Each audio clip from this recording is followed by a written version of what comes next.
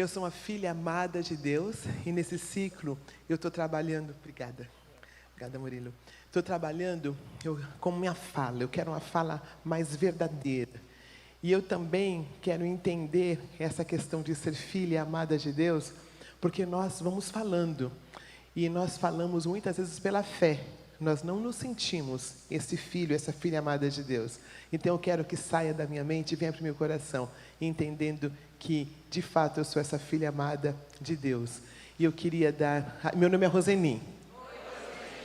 Também queria dar as boas-vindas aos queridos que estão online, que vão estar participando do nosso tempo, que estão participando e que vão participar ao longo da semana. Queria saber, todos vocês têm a nossa folhinha didática? Se alguém não tem, levanta a mão e o pessoal vai entregando para você, tá bom? Isso nos ajuda com as nossas lições. Nós estamos começando o nosso ciclo do Celebrando a Recuperação. E, queridos, o Celebrando, ele está em cerca de 90 países ao redor do mundo. Esse programa está traduzido em cerca de, oficialmente, 26 idiomas, mas muitos países têm traduzido informalmente. Então, nós temos por volta de 50 traduções do material. Durante muito tempo, as pessoas separaram a vida emocional da vida espiritual. Durante muito tempo, nós acreditávamos que a saúde emocional é para ser tratada apenas com os profissionais da saúde. E que a igreja cuida apenas da saúde espiritual. Isto foi uma mentira. Isto é uma mentira que tem levado a grandes tragédias. Eu não tenho como estar bem espiritualmente falando, se eu não estou bem emocionalmente falando. Nós somos um ser. Nós somos um ser. Então, eu acredito que o Celebrando é aquela força divina que trouxe a saúde emocional de volta para as nossas igrejas. Eu acredito que esse programa é o Evangelho de Jesus Cristo, porque Ele prometeu uma vida abundante. Jesus, Ele prometeu uma vida abundante, uma vida em que as nossas questões emocionais vão sendo resolvidas. E durante muito tempo, a igreja nos deu esses problemas emocionais. E em nome do CNPJ da igreja, nós ficamos adoentados. Em nome de cargos de poder político dentro da igreja, e sabe essa questão de se você não contribuir, o bicho vai pegar as suas coisas. Lembra aquele negócio que falavam? Né? Se você não abençoa a igreja, o cupim, não é cupim não, como que é o nome do animal que pega? Isso, gafanhoto. Sabe umas coisas que foram colocadas, se você não fizer isso, a bênção vai ser tirada. Umas coisas que não está na Bíblia, que é bom para o CNPJ da igreja. E pela graça de Deus, o Evangelho de Jesus Cristo. E a gente contribui, muito mais do que os 10%. Mas não porque o gafanhoto vai pegar. Não com medo de ir para o inferno, arder no mármore do inferno. Entende? É diferente. Nós acabamos fazendo o que é certo, mas não com medo do pastor, não com medo do líder. A primeira lição chama-se negação. Eu queria que a gente lesse novamente, por gentileza, pessoal do multimídia. Vamos ler novamente o princípio 1. Reconheço que não sou Deus, admito que sou impotente para controlar minha tendência de fazer coisas erradas e que a minha vida está fora do controle. Felizes as pessoas que são espiritualmente pobres. Primeiro princípio, vamos ler o passo também? Admitimos que somos impotentes perante nossos traumas, dependências e defeitos de caráter, que nossas vidas se tornaram ingovernáveis. Nada de bom habita na minha natureza humana, porque ainda que a vontade de fazer bem esteja em mim, eu não consigo fazê-lo. Durante muito tempo, As nossas igrejas, elas se preocupavam com a ponta do iceberg. Os líderes, os nossos pais, muitas vezes, pensa em um iceberg. Tem toda uma parte ali embaixo, não é? Mas as pessoas, os líderes se preocupavam com uma parte de cima. Então, o sintoma do que eu faço é a parte de cima do iceberg. Por exemplo, quando a dor vem, eu uso um analgésico. E às vezes esse analgésico é uma compulsão alimentar. A dor vem, eu corro para a geladeira. Mas é a ponta do iceberg. Tem uma razão pela qual eu corro para a geladeira. Às vezes, o meu analgésico é o tabaco. E a situação vem, eu corro para o cigarro, seja ele qual for. Né? Tem uns bonitinhos agora que não tem nicotina, ou que tem nicotina, mas é o cigarro. Tudo isto é simplesmente um analgésico para uma dor maior. Vamos dizer que minha questão é alimentar e eu faço a tal da bariátrica. Eu resolvi o problema? Não resolvi. Aí eu vou correr para um outro analgésico. O Evangelho de Jesus Cristo não foca no analgésico. Foca na vida abundante. Foca naquela parte de baixo que tem. Porque quando você lida com a dor, seja ela qual for, a ponta do iceberg não tem mais poder sobre você. Não é legal pensar isso?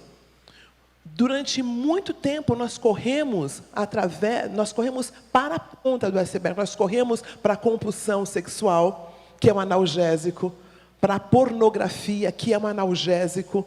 Jesus Cristo ele nunca abrangia a ponta do iceberg. Ele falava de uma vida abundante. E conforme nós abraçamos essa vida abundante, a ponta do iceberg não nos define mais. A ponta do iceberg, ela é o sintoma. Um outro exemplo que eu gosto de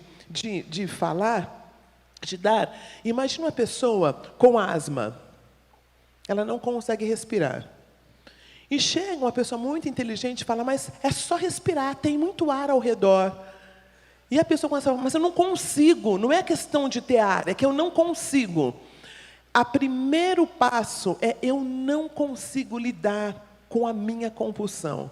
Eu não dou conta de lidar sozinho com a minha compulsão. É ingovernável. Quando a pessoa fala, mas é só eu fazer a bariátrica e resolveu. É só eu fazer tal coisa e resolveu. Não, eu não tenho condições. Muitos de nós dizemos que o dependente químico tinha, o alcoólico, ele não tinha força de vontade, porque é só ele querer fazer e ele faz. Que maldade, não é? É uma doença que precisa de ajuda, precisa do poder superior, precisa de amigos, de pessoas caminhando. Eu queria ler para vocês Hebreus capítulo 12, versículo 1, que fala assim, na língua do Celebrando a Recuperação. Assim nós temos essa grande multidão de testemunhas ao nosso redor. Portanto, deixemos de lado tudo o que nos atrapalha e o pecado que nos agarra firmemente em nós e continuemos a correr sem desanimar, a corrida marcada para nós. Nós temos uma corrida, nós temos um caminho a percorrer e é o nosso caminho. E o que o escritor aos Hebreus fala é que a gente está nessa corrida e tem um peso, existe um peso que nos impede de caminhar, que nos impede de correr. Então ele fala, vamos lidar com esse peso. Muitos de nós estamos com o peso da separação dos nossos pais. Muitos de nós estamos com o peso do nosso divórcio. Muitos de nós ainda carregamos o peso de sermos preteridos, por sermos pretos, por não sermos tão inteligentes. Muitos de nós carregamos o peso daquele chefe que nos preteriu, aquela professora que nos preteriu, aquele marido que nos deixou, aquela esposa que nos abandonou. Nós temos pesos, aquele bebê que não nasceu. Muitos de nós estamos lidando com pesos. E o que o celebrando, que na verdade o celebrando é o Evangelho de Jesus Cristo. Vamos concordar com isso? Né? É o Evangelho de Cristo. O que o Evangelho de Cristo diz? Que Ele veio nos dar vida e vida abundante. Então, estas questões que nos atrapalham nessa corrida, nós vamos estar lidando a partir... já começamos, muitos de nós estamos... Nesse ciclo é o 15º para mim, mas tem coisa ainda. Tem muitas áreas ainda para eu recuperar. Tem muitas coisas que eu preciso trabalhar. E é tão gostoso repetir esse ciclo. Então, o programa que o Evangelho de Cristo vai nos ajudar a perdoar esse marido que nos deixou. Perdoar essa esposa que nos deixou. Perdoar a Deus pelo bebê que não nasceu. Perdoar aquele professor que nos preteriu diante de toda a classe. Lidar com aquela pessoa que nos tratou desrespeitosamente. É um dia de cada vez. Não é algo que acontece de uma vez só. É um dia de cada vez. Então, nós vamos aos pouquinhos deixando esse pecado que nos assedia, nos deixando esses traumas que nos marcaram. Sabe, aquela professora que me preteriu diante de todo mundo e eu não perdoei? Essa professora, ela fica em muitos outros lugares da minha vida. Eu vou usar um exemplo melhor. Aquele pai que me deixou com 4 anos, eu consigo ver esse homem em várias pessoas. E nunca dá certo o meu casamento. Porque eu não perdoo esse pai e eu levo para os meus relacionamentos a falta de perdão desse pai. Entende? Como essa área precisa ser trabalhada, ressignificada, para que minha vida fique mais leve. Porque eu tenho uma crença, homem não presta. Porque eu não lidei com esse pai. Então, eu nunca encontro esse cônjuge bom. É o que popularmente nós chamamos de tem dedo podre. Eu gosto da expressão, tem um radar tantã. Tem um radar tantã. Onde tem gente que não presta, eu aterrizo para salvar essa pessoa. Porque eu não lidei com esse pai. Eu não lidei com coisas com aquela professora, sabe, que me preteriu na infância. Como eu não tenho acesso a essa lembrança, muitas vezes, toda mulher alta, com cabelo comprido, eu já tenho uma aversão. E eu falo, nossa, o santo não bateu. Né? Talvez não seja... Ela é macumbeira, deve ser por causa disso. Não tem nada a ver com a macumba, não. Tem a ver com a falta de perdão, que eu não tenho acesso muitas vezes a isso. E no celebrando, eu vou lembrando, eu vou colocando nomes, eu vou fazendo pazes com esse passado, para que a minha vida hoje flua.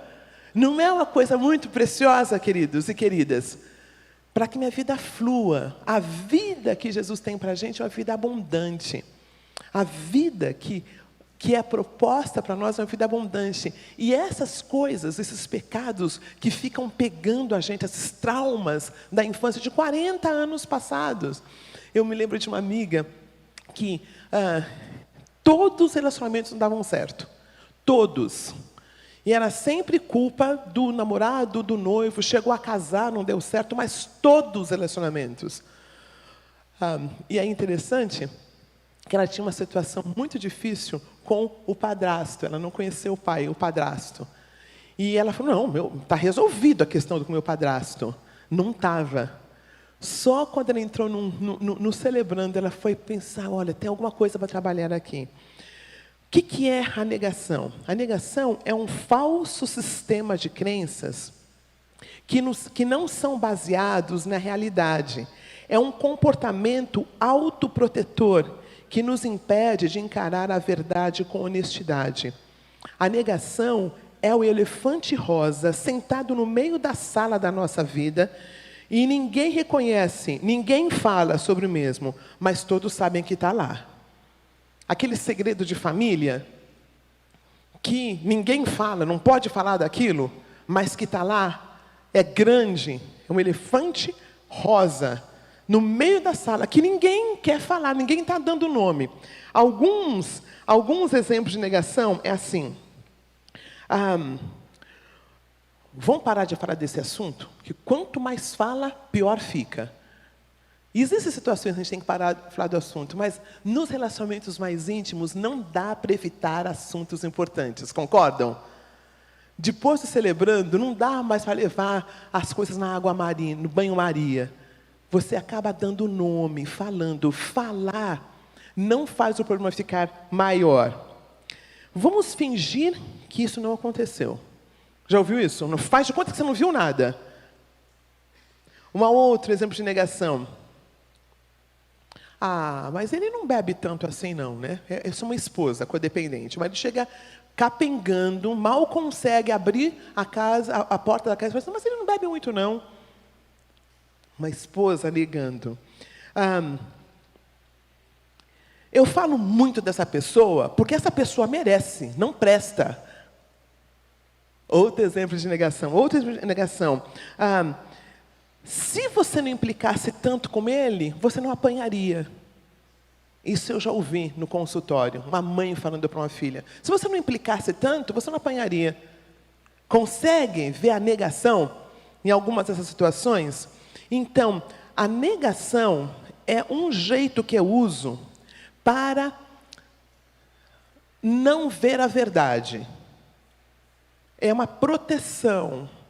Na psicanálise, nós temos uma proteção do ego. Eu não dou conta de olhar aquela situação, então eu não admito aquela situação, porque eu não dou conta. Por que é que nós não damos pitaco no celebrando? Porque a pessoa não dá conta de ver. Está todo mundo vendo, mas ela não dá conta. Então não é falar para ela, larga esse traste. Primeiro que você é expulsa da igreja, não é falar isso. Né? Não posso falar um negócio desse. Não posso. Mas mesmo se eu falar para largá-lo, ela larga. Mas aí, na semana que vem, ela está com ele de novo. Se ele está preso, não vai nunca mais sair, ela encontra outro traste. Porque ela precisa do traste, por alguma razão. Entende o que é negação? É quando a pessoa não dá conta de ver. Então não adianta falar. O que acontece no celebrando?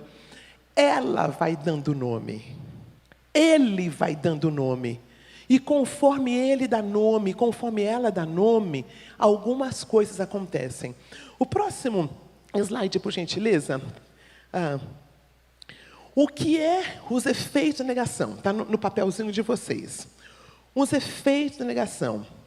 Negar danifica os nossos sentimentos. Negar danifica os nossos sentimentos. Porque eu não consigo ter o devido sentimento para aquilo. Certas situações é para causar dor, é para chorar. Por que é que nós não oferecemos o lencinho nos nossos grupos? Perdão, por que nós não vamos no lencinho? Porque a pessoa precisa chorar. No meu caso, eu vivi em negação durante muitos anos da minha vida. Em nome da religião, me disseram que eu não podia chorar. Porque a Bíblia fala em tudo dai graça, porque a Bíblia fala todas as coisas cooperam para o bem, porque a Bíblia fala que felizes aqueles... Enfim, a Bíblia foi usada errada na minha cabeça. Então, durante muito tempo eu neguei a dor. Eu me lembro quando a minha mãe faleceu. Sou filha única, meu pai já tinha falecido, minha mãe falece e eu cuido de todo o culto fúnebre dela. Eu dou a palestra, quase fiz apelo, sabe? Mas assim, todo mundo, Roseni, você é uma mulher de Deus. Que pastora, mulher de Deus. Queridos, como assim? Como assim? Não admitir uma morte. Não admitir a negação da dor. Negação da dor. E recebi muitos elogios. Foi um luto totalmente horroroso. Demorou 5 anos para eu sentir aquela dor. Quando eu chorei num grupo de apoio, graças a Deus que ninguém me privou daquele choro. Eu precisava daquele choro. Porque chorar nos faz entender um sentimento saudável. O sentimento da perda é natural. Poder chorar é um presente de Deus. Então, quando eu nego a dor, eu acabo fazendo com os meus sentimentos ficam danificados, ficam bagunçados. Segundo ponto. Próximo, queridos. Uma outra questão da negação é que ela esgota a nossa energia. Quando eu nego, eu fico esgotada, cansada. Porque negar, pensa num pneu de caminhão. Pensa num pneu de caminhão e pensa que você está numa piscina e você precisa de colocar aquele pneu de caminhão lá debaixo da água. Consegue ver quanta energia gasta para poder manter aquele pneu lá embaixo? Eu estou negando uma dor, eu estou negando. Não, eu não tenho problema de controle. Não, imagina quem? Meu problema é meu marido. Não, eu não tenho problema. Para eu mentir dizendo que eu não tenho, eu preciso colocar aquela dor lá embaixo e eu fico exausta. Eu fico exausta. Falar a verdade, estar no lugar onde eu posso falar a verdade, é um presente de Deus. Ter uma pessoa para eu falar a verdade é algo que vai dando vida. Não fica aquele negócio ressequido. Pensa numa planta ressequida, sem água. Essa é um exemplo de uma planta em negação. Meu problema é esse, meu problema é aquele, quando eu admito. Então, quando eu nego, eu esgoto as minhas energias. Uma outra característica, uma outra questão da negação, o próximo gera barreiras em nosso crescimento. Quando eu nego, o meu crescimento, ele é comprometido. Todos nós, emocionalmente falando, não temos a mesma idade cronológica, né? Eu posso ter 30, 40, 50 anos, mas eu estou ali na adolescência, né? Algumas dores que nós passamos na nossa infância, quando ela é atingida, é a mesma dor de uma criancinha de 4 aninhos. Eu fiz um aconselhamento hoje e foi muito rico. Essa pessoa foi online, ele tinha acabado de voltar com a família da Flórida, da Disney. E ele contou que tinha comprado um presentinho para a filha, e a filha estava toda feliz. Meu malvado predileto, esse presentinho que ele comprou para a filha. Vocês conhecem, mãezinhas? Né? Então, comprou para a filhinha, tinha colocado num banco, e no meio da Disney, em 5 minutos passaram e levaram o presente da menina. E esse homem que é calmo, esse homem que faz esse aconselhamento comigo é um homem calmo. Ele ficou um bicho. Ele mudou. A esposa dele ficou sem saber o que fazer. A menina desesperada falou: não precisa comprar outro não, papai. Tudo bem. E ele falou: por que veio esse ódio? De onde veio? Algo aconteceu com ele com 4 aninhos. E no momento que aquilo aconteceu, trouxe a dor de um menininho de 4 aninhos. E esse rapaz, ele tem por volta de 50. É algo sobre o qual nós temos falado no aconselhamento, que ele não trabalhou ainda. Ele falou: graças a Deus que eu não encontrei isto na mão de nenhum americano, que eu ia ser preso. Eu ia ser preso, eu ia para a cadeia, porque o ódio era tanto. Ele falou: mas não era questão de dinheiro, porque eu comprei depois para minha filha. Entende como é perigoso a questão do crescimento? Quando eu nego algo, aquilo ali fica enrustido e vai pipocar em algum momento. E é tão bom quando a gente está com pessoas que nos amam quando esse negócio pipoca, porque vai pipocar em algum tempo. Próximo. Deixa eu voltar um pouquinho no primeiro. Negar danifica o nosso sentimento. Eu queria ler com vocês, segundo Pedro 2,19, que está no papelzinho de vocês, tá? Fala assim: Prometem liberdade a essas pessoas, mas eles mesmos são escravos de hábitos imorais, pois cada pessoa é escravo daquilo que o domina. Cada pessoa é escravo daquilo que o domina. Quando o nosso segundo esgota nossas energias, está em Salmo 146, 7b. O Senhor Deus põe em liberdade os que estão presos. Dá vontade de falar um glória a Deus, aleluia? Pode falar? Gente, que bênção de Deus. O Senhor Deus põe em liberdade os que estão presos. Não é lindo? Nós estamos presos nesses maus hábitos, nós estamos presos nesses traumas. Já aconteceu 4 aninhos, 5 aninhos, mas nós podemos ser libertos desses traumas que nós trazemos no nosso dia a dia. Quando fala que gera barreiras no nosso crescimento, o versículo baseado nisso é Salmo 107, 13 e 14. Então, na sua angústia, gritaram por socorro, e o Senhor Deus os livrou de suas aflições. Ele os tirou da escuridão das trevas e quebrou em pedaços as correntes que os prendiam. Glória a Deus. Dá para sair, queridos. Esse negócio que disseram que a gente vai ser escravo o resto da vida, não é verdade. Cristo, não estou falando de medicação, tá bom? Graças a Deus, Deus deu sabedoria para os psiquiatras, e nós temos medicações que são importantes serem tomadas. Mas essas medicações não nos definem. Elas não nos definem.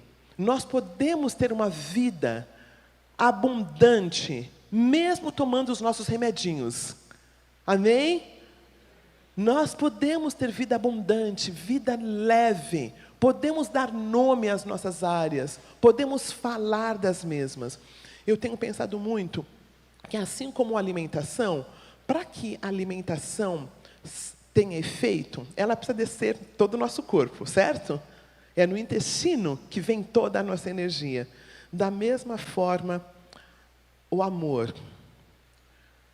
O amor que nos nutre é o amor de pessoas que nos conhecem. O que acontece nos grupos de apoio é algo miraculoso. Uma pessoa fala algo, eu me identifico com aquilo e eu me vejo naquilo. E aí, tem um momento que eu consigo falar. E como aquele lugar é um lugar seguro, não vai escapar nada, eu vou dando nomes. E o amor da outra pessoa, porque a outra pessoa se vê em nós. A semana passada o Ed falou sobre isso, não foi? Né? Que eu preciso do outro para saber quem eu sou, não do jeito codependente, mas quando o outro olha a minha dor, algo acontece com a minha dor. O outro me conhece. O amor que nos nutre é o amor de pessoas que nos conhecem. Pessoas para quem a gente está abrindo as nossas questões. Aí, o próximo ponto. Pode colocar ali, queridos? Danifica nossos sentimentos, esgota a nossa energia, gera barreira ao nosso crescimento e afasta-nos de Deus. Se tem uma coisa que nos afasta, Deus está ali, não é que Ele se afasta, eu não acho que Deus se afasta, a gente se afasta de Deus. Deus está ali, Deus está naquele lugar. Mas quando eu nego, eu me afasto. Não, eu não tenho problema com bebida. Não, eu não tenho problema com pornografia de jeito nenhum. Não, eu não tenho problema com controle. O que eu tenho é cuidado. Na verdade, é um controle travestido de cuidado. Sabe, aquela esposa, sabe, bem insegura, que não quer que o marido jogue futebol. Deixa o homem jogar futebol, é bom para todo mundo. Deixe, é bom. Ele volta mais alegre, toma café com os amigos, toma guaraná com os amigos, sabe? Né? É tão bom que o nosso cônjuge tem amigos para fazer coisas. Quando eu entendo isto, eu posso deixar que esse homem tenha vida. E a mesma coisa para o esposo. Né? Que bom que ela toma café com as amigas no shopping. Que bom, deixa ela tomar café. Você não dá conta de ouvir tudo. Gostaram, né?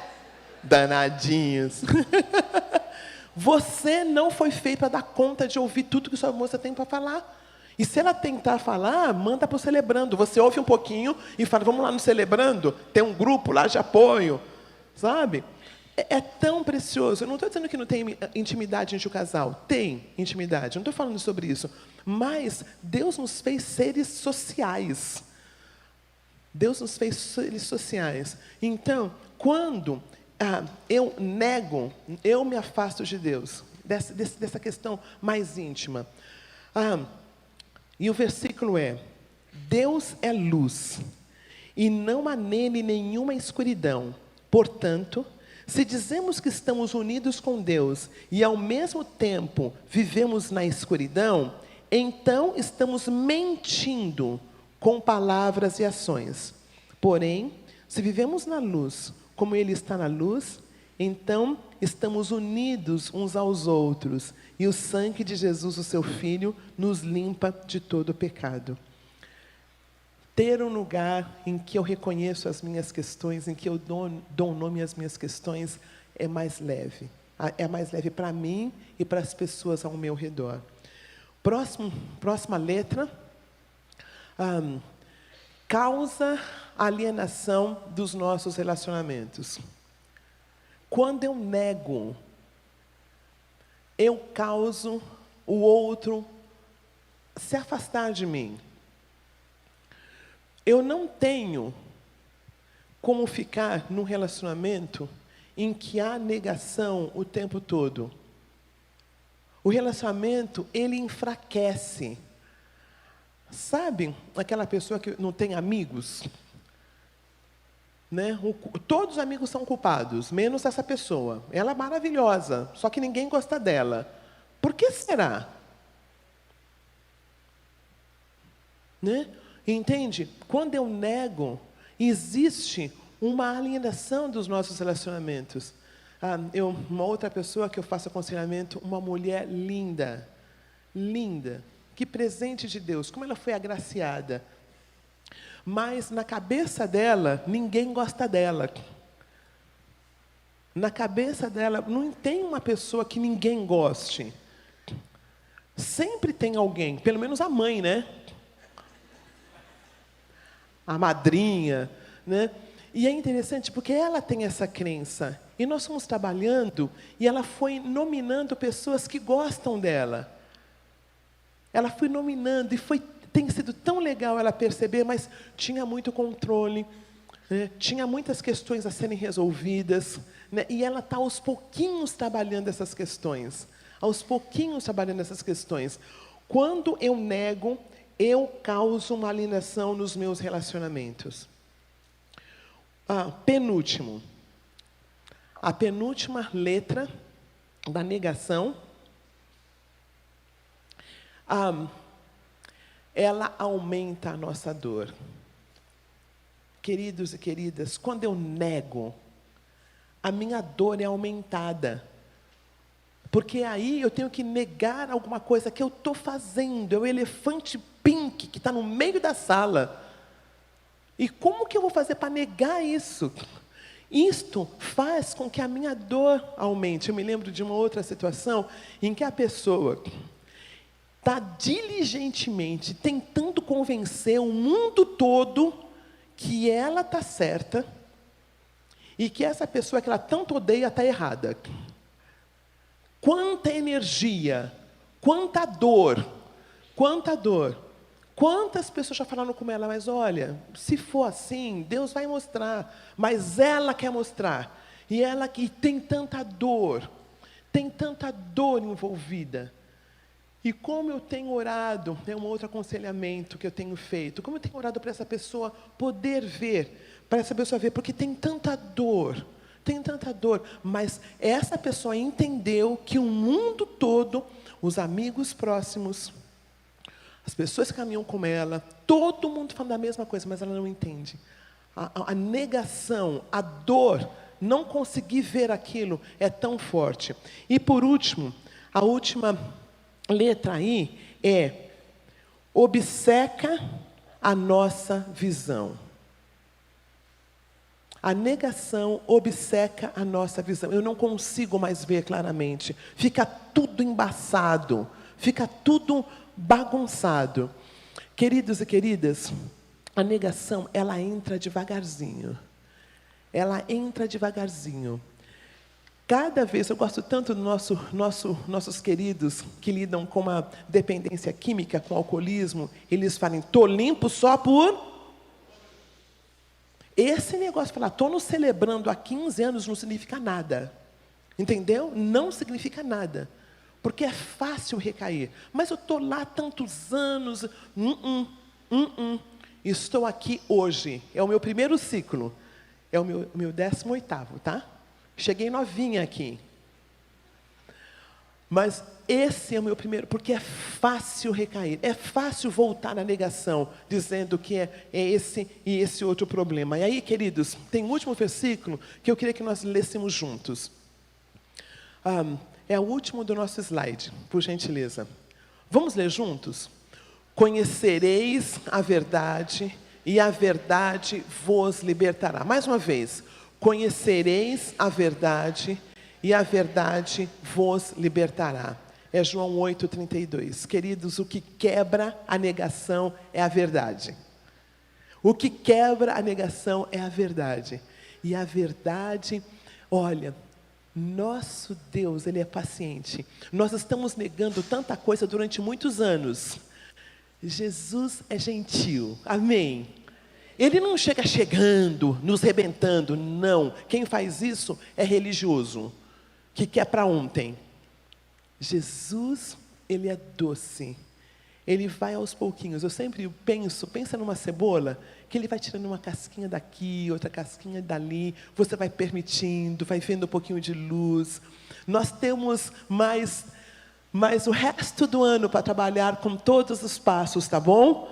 É um dia de cada vez. Nosso Senhor Jesus vai aos pouquinhos, mostrando. Aos pouquinhos, a gente vai deixando de negar algumas áreas. E fica um pouquinho mais leve. Aí a gente vai parando de negar outras, e um pouquinho mais leve. E a vida abundante vai acontecendo, pessoal. Vocês estão animados para esse ciclo? Eu estou tão animada. De fato, parece ser meu primeiro ciclo. Eu estou tão animada para lidar, para ver coisas que eu não conseguia ver antes. E eu não consigo fazer isso sozinha, queridos e queridas. É feito no grupo. Eu não vejo. Tem ar, mas eu não consigo respirar. Eu preciso de estar com apoio. Eu preciso estar num grupo. Eu preciso estar segura. E não falar quando eu não conseguir. Mas é aos pouquinhos.